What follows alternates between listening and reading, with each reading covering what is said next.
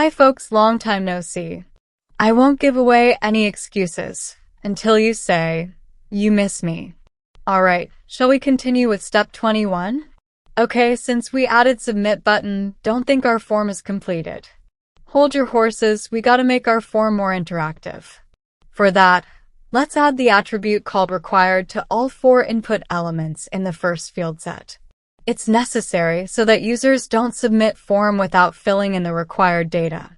If you try to submit without filling any required information, it throws an error and won't submit until you fill it.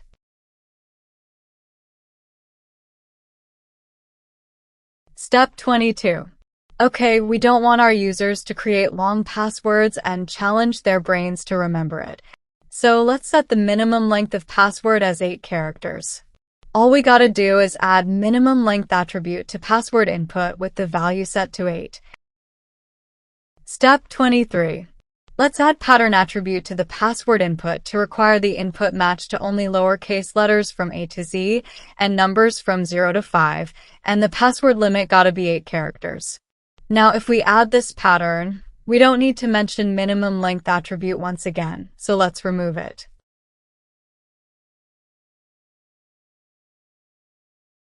Step 24.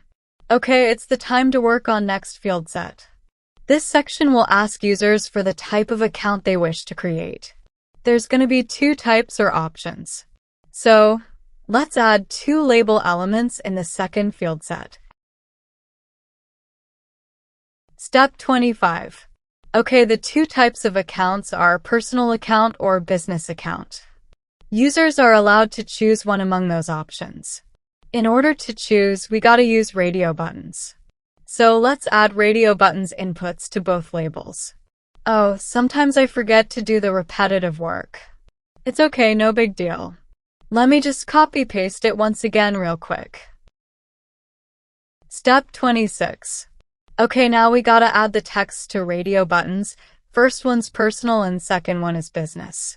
Notice how you can choose both options for now. We gotta fix it. Step 27. We want our users to create either personal account or business account. Keep your personal life separate from professional life, y'all. I can't let my users be greedy and choose both. So, to make users select only one option, firstly we gotta make sure our form knows that both that radio buttons are related. So let's give name attribute as account type to both the radio inputs. Step 28. Okay, we didn't set this field set as required yet, so users can't submit without choosing one of these options. Previously, we used to add required attribute directly to the inputs, but we can't in this case. Imagine if you add required to both accounts, the browser and the users, both gonna lose their sanity. We don't want anyone to go crazy.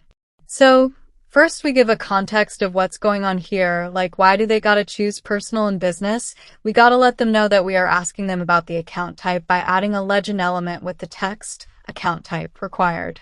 Then we gotta add checked attribute to the personal input option, so that personal one is checked by default, but the users can choose either of it of their choice.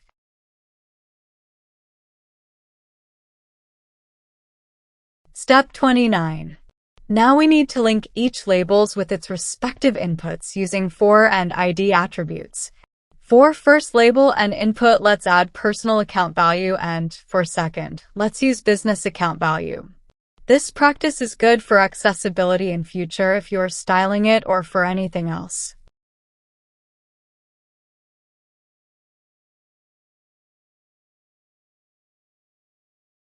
Step 30.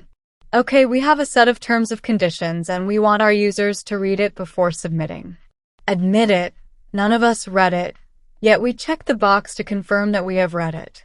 But we gotta add a checkbox anyway.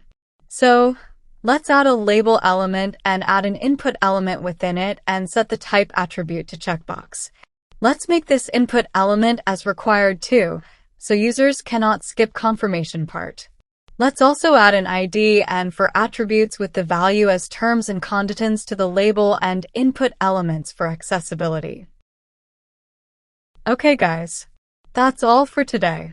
Hope you guys like, share, comment on my videos. Do subscribe to my channel, hit that notification bell so that you don't miss out on any updates.